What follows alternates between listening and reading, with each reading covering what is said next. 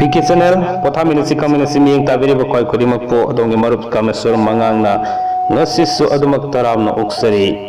loinana ngasi miyam da kudol tamjagodari ba topic asi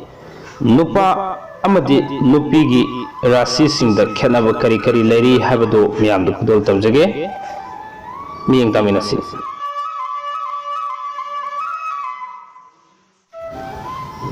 अहनबदा निपा की ओइना मेष राशि लौकसगे सिगी मतुंगदा नुपीदना हारिबा राशि सिम करी लेबगे हाइदो अमुक म्यामदा खुदो तमजगे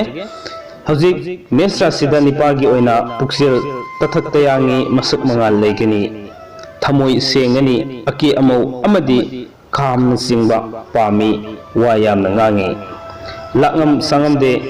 imung amadi thabakta pukning sanggande wakhal khara thengali लंदी लई मिंगोंद पिजे पितक फै पिथोकली लोइनना निपागी ओइना हारिबा मेष राशि सिदल पोकपा सिंगी ओइना अफब सही मतंग सिंदी सही अहुम मापन तराने थोय कुन कुनतरेत कुंथ्रा कुंथ्रा तरुक कुंथ्रा मापन निफु मंगा यांखै मंगा हुमफुमरी अमदी हुमद्रानी थोय असि मेष राशि पोकपा निपा सिंगी ओइना लैबा अफब सही मतंगी अदुगा हारिबा सही मतंग सिमक्तदा लैबा नुपी सिंसो माकी अफब सही मतंग सिंदी अदुमक सब मानगनी हाबिदि राशि कुदमकी ओइना अफब सही मतंगी ओइनादि नुपा अमदि नुपी सब मानगनी हाबसिमसु थमजगे अदुगा नुपीगी ओइना मेष राशि दा लैबा माकी फोल सिंदी करिनो हाइजबा तारगति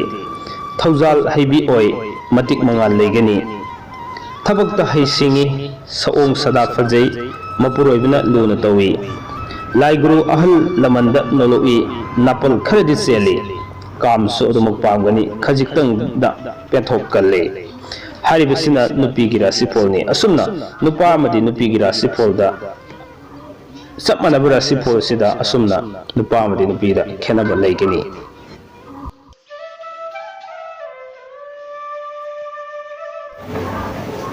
अनिसुबदा निपा की ब्रिस लौकसगे मथंग नुपी के मुक लौकसरके निपादा ब्रिस राशि सिदा लैबसिंगी ओइनादि ngaksam amadi khajai saugali sagai gi kananaba tawgali lai guru brahman singi oiba asanba manai oigali masam khoigali mamit laugali lok amadi nuksit ki anaba leigali aduga मखोगी अफब सही सिंह हाबिदि नुपा अमदि नुपीगी सही अफब सिंह सिददि सब मानबना मरम ओरगा मखोगी सही सिंह अदुदि सही मंगा तरा तरेत कुनमरी कुंथ्रानिथोय कुंथ्रा मंगा निफुनिथोय यांखै यांखै मापन हुमफुनिथोय हुमफुमापन हारिबि सिंह असि वृष राशि दा लैबा नुपा अमदि नुपीगी अफब सही सिंहनि अदुगा नुपीगी वृष राशि दा लैबा मखोगी फल अदुना लारिक लासु शास्त्र पुकनिंग संगी मीगी काननब तौगली अखांग कनबी ओइगली मई कल्ली अमदी हक्सांग नोई पेनगली मचानिपा पोपी लाइबक फबी लौसिंग ज्ञान लैबी ओइगली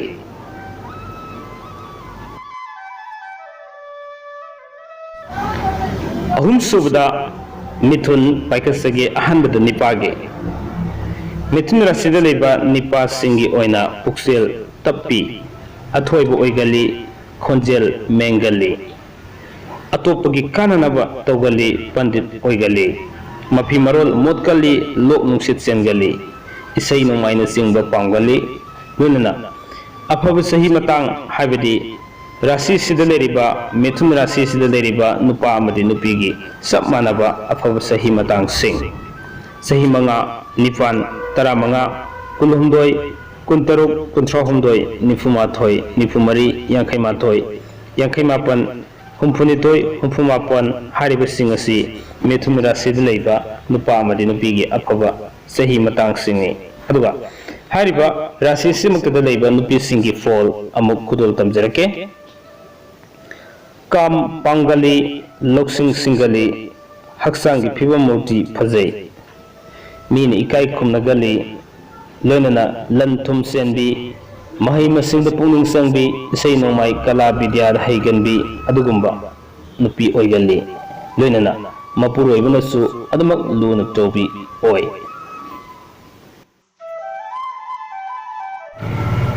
मथंगदा कर्कट राशि लौकसगे कर्कट राशि पोप निपादी धर्म लई लाई निंगली सागे की थौमई ओइगली असुम मंगांगी फेब मूर्ति फजई लोक नुसित खर लेगली लाई ब्राह्मण की मनाई ओइगली लोनना हारिब कर्कट राशि सिद लैबा नुपा अमदि नुपी की अफब सही मतंग सिंह सही अमा सही मापन तरा हुमदोय तरा मापन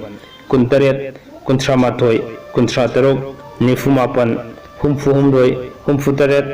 हुमद्रा हुमदोय हारिब सिंह असि कर्कट राशि की नुपा अमदि नुपी की अफब सही मतंग सिंह ने लोइनना मखाताना कर्कट राशि सिद पोप नुपी सिंह की फोल अमुक मियामदा हाइजगे लैना खर सेंगली मीन थागतपद हरावगली नुंगाई थोप पामी मीन पूजा तौनिंगाई ओई सेत चाबदा तरु तरुई अहल लमन नोलुई मीगी काननब तौगली लनसु दुम लेगली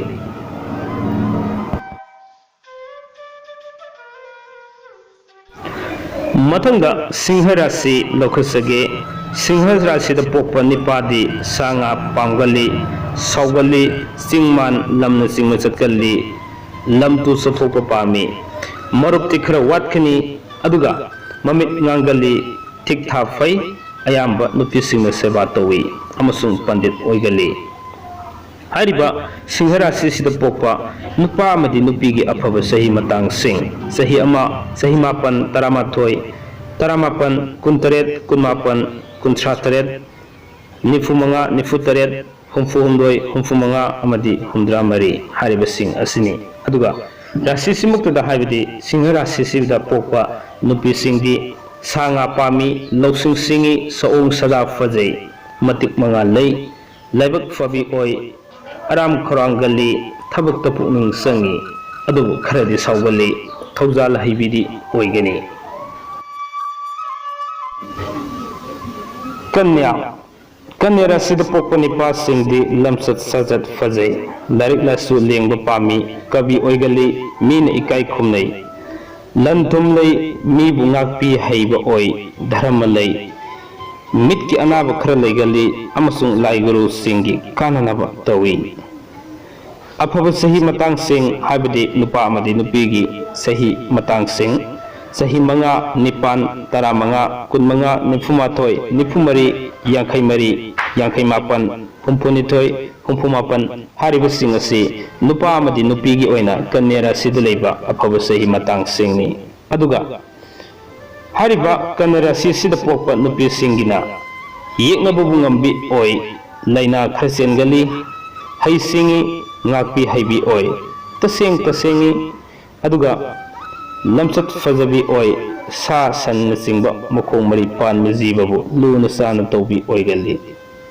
मपुरोबिना निंगबी अफबी ओय हौजिक तुल्ला तुल्ला राशि सिद पोपा निपा सिंगदी हक्सांग नौगली थोटगली मसा मरे पोंगांग वांगंदे मरुक मपांग सिंगी नुंगाइनबदि तौगली वायामना ngangali जोसेफ शास्त्र न खंगली लोनना नुपा अमदि नुपी की अफब सही मतंग सही तरा मंगा कुनमरी कुंथ्रा माथोय कुंथ्रा मंगा हुमफुनिथोय हारिब सिंह असि तुलरा सिद लेबा अफब सही मतंग सिंहनि नुपा अमदि नुपी की अदुगा हारिब राशि सिदमक नुपी की लेरिबा फोल सिंहना मतिक मंगा लेगनी पुनिंग होनबगी मसक ओय मपुरोइब निंगी अमसुंग लाई गुरु अहलमन सेवा पुनिंग संग तौगली तसेंगी मीगी काननब तौई सओंग सदा फजै लारिक लाइसु शास्त्र पुनिंग संगबी व्रत चौबी ओय लाइबक फै मपांगन कल्ली मथंगदा वृश्चिक राशि पोपा निपा सिंह लन तुम यामना लेगली इनाक खुनगली मागी मी यामना लेगनी लाइबक फबी नुपी की मपुरोइब ओइगली अदुबु वखल लौसिंगदी हाबदी बुद्धि दी खर फत्ते अचोबगी सेवा द पुनिंग संगनी अतोपगी लन पामी अमसुंग थमोय कल्ली मपांगन कनगनी अमसुंग हारिबा वृश्चिक राशि सिदा लेबा नुपा अमदी नुपीगी अफब सही मतंग सिंगदी सही अमा मापन तरानिथोय कुंतरेत कुंथ्रा कुंथ्रा तरेत निफु मंगा यांखै मरी हुमफुमदोय हारिबा सिंग असि अफब सही मतंगनी अदुगा हारिबा वृश्चिक राशि सिदा पोपा नुपी सिंगी फॉल अमुक खुदुल तमजगे अहल लमंद नोलोई थमोय सेनी हक्सांगी मैसा सोली अमसुंग थबकता हई सिंगी अफब थबक तोई उवा हई लई इंसांग नापी थाब पामी लन तुम सेली नोलोई मथंगदा धनु धनु राशिद पोपा निपादे मिंगजत लेगली मीन इकाई खुमनफम ओय सागैगी अथोइबो ओइगली रस खंगनी मरुप मपांगी सानब ओय मखल मखा अयाम्बा लन अमदी मागी मरी यामना लेगनी लाई ब्राह्मण बु पूजा तवी अमसुंग थबक तौबदा खरदी फिंगनी हारिबा धनु राशि सिदा लेबा नुपा अमदी नुपीगी अफब सही मतंग सिंग सही अमा सही मंगा तरानिथोय तरामापन कुलहुमदोय कुंथ्रा कुंथ्रा तरेत निफुमाथोय निपुनिपान यांखै मंगा अमसुंग यांखै मापन लोइनना हुमफुतरो हारिबा सिंग असि धनु राशिदा लेबा नुपा अमदी नुपीगी अफब सही मतंग सिंगने अदुगा धनु राशिदा पोकपा नुपी सिंगदी धर्म की नियम ngapi व्रत चौबी लाइफम तिनफम तीर्थदा पुकनिंग संगबी रस खंगबी ओय अदुबो मसा नुपीना खरा यामगली थबक तहै सिंगी लौसिंग लई मियामगी लुसिंगबी ओइगली मीबु प्रेमना खुदुम संसिनबी नुपी ओइगली हौजिक मकर राशिदा पोकपा निपा सिंगी खुदोल तमजरके हारिबा राशि सिदा पोकपा निपा सिंगदी अतोपगी नुपी सिंगा तिन्नबा यामना पामगली मसाना तांजबा लन साई निगथौगुम पानगनी शक्ति लेगली वा तानाबदा यामना हैसिंगनी लौसिंग सिंगी थौई अमसुंग मरुपकी मतेंग फंगी मसा खरा दुम पागल्ले हारिबा मकर राशि सिदा लेबा सही मतंग सिंग हाइबदी अफब सही मतंग सिंग नुपा अमदी नुपीगी ओइना सही मरी सही कुनिथोय सही कुंथ्रामाथोय निफु निफुमापन यांखै निपान हुमद्रा हारिबा सिंग असि अफब सही मतंगनी अदुगा अमुकसु हारिबा मकर राशि सिदा पोपा नुपी सिंगदी नुंगाई थोकपा पामी मदिक मंगा लई हौना लोंचत सत्पी ओय इसै नोंगाई खंगी पुक्सेल फाजिनबा ngami लन लई सौंग सदा फजै तरु तनान गली पुनिंग हुबी सुमहपी ओय मयादी खर चौगली अदुगा मयामगी मकोक ओइगली कुंभ राशि राशि सिदा पोकपा निपादी कुसु पाली माइथोंग फजै पुक्सेल सेंगी लन थुम यामना लई अमसुंग मागी मी यामना लेगली अफब सही मतंग नुपा अमदी नुपीगी ओइना सही तरानिथोय तरातरुक कुनमंगा कुनिपान निफु यांखैनिथोय यांखै तरेत हुमफुनिथोय हुमफुतरुक अमसुंग हुमद्रानिथोय हारिबा सिंग असि कुंभ राशिदा पोकपा नुपा अमदी नुपीगी अफब सही मतंग सिंगनी अदुगा